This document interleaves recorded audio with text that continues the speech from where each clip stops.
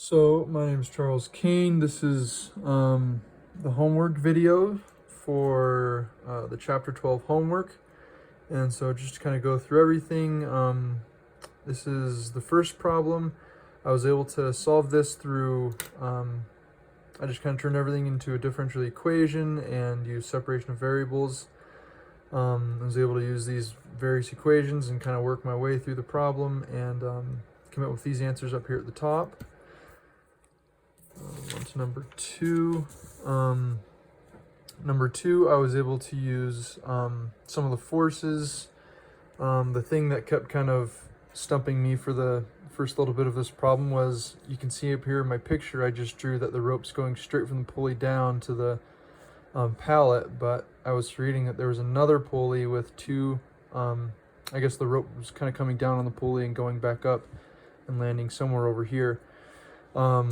And so I was able to turn that into essentially kind of two tensions. I labeled them tension one, so two tension ones, I guess. But yeah, so through some of the forces, I was able to use these equations that I have here, recognizing that the length occurs twice. And yeah, that's number two. I came up with these answers up top here.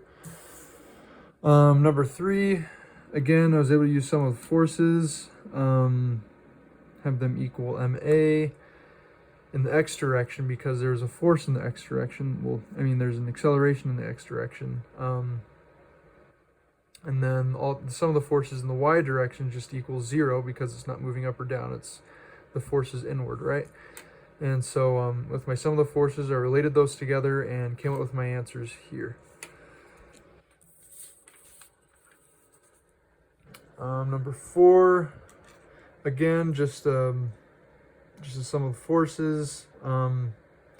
For C, this was my free body diagram over here. I kind of just carried the line down from the tension, a straight line, and was able to make my axis. I didn't write it on here, but my axes, my x was in this direction and my y was in line with the tension. And so that allowed me to solve for, the tension a lot easier. And then as far as the second part goes, this was the free body diagram I used. These are the various equations I used to solve the second part. Yeah, and that is number four. Number five, again, like all the other ones, used some of the forces. I tried doing a couple free body diagrams to try to figure out how I wanted to go about this, but this is the one that I ended up using the most. That I thought was the most helpful.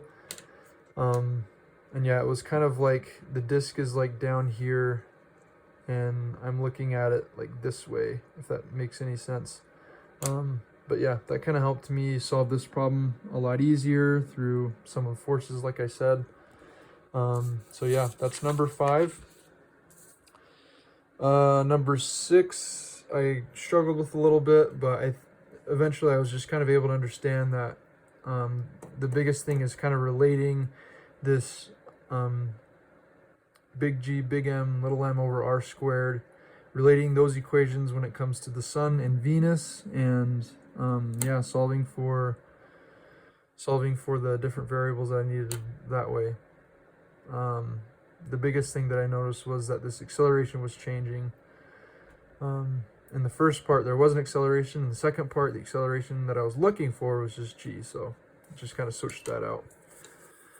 Number seven, I was able to, this is the equation that I was given. I took u equals 1 over r, took the first derivative and then the second derivative, plugged it in here, then plugged u into here, and then just kind of solved and simplified and ended up with what we were supposed to get, that f is equal to 1 over r squared. F is inversely proportional to r squared.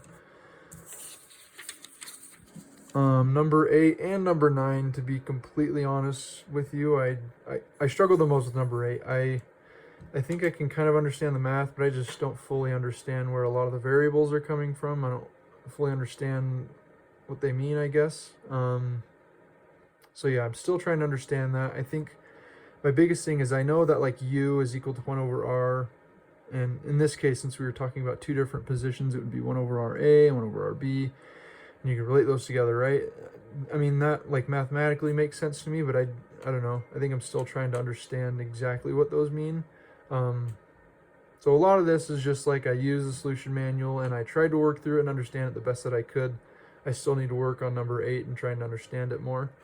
Number 9, I kind of understand it from a mathematical approach. It makes sense. But again, I'm seeing this 1 over RA and 1 over RB. I know that they represent U for different positions, but I think I'm struggling with what U means entirely. Which again, I'm still trying to learn more about that and read the textbook and understand what it means. But yeah, that's my homework for this week.